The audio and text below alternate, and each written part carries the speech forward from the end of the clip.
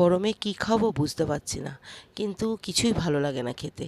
কিন্তু এই লাউ পাতা বাটা যদি থাকে তাহলে সব কিছু ঠিক হয়ে যায়, আর মুখে রুচিও এসে যায়, আর ভাতও খেতে ইচ্ছা করে।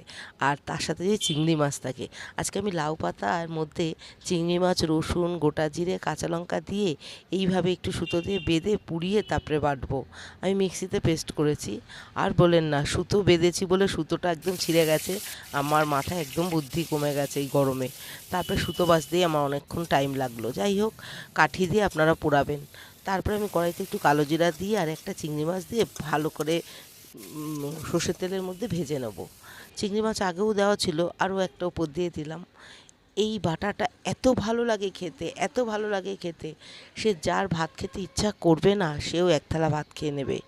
আমি তো ভীষণ ভালোবাসি এই লাউ পাতা বাটা। যদিও সব পাতা বাটাই ভালো লাগে, কিন্তু সবচেয়ে বেস্ট লাউ পাতা। টাটা।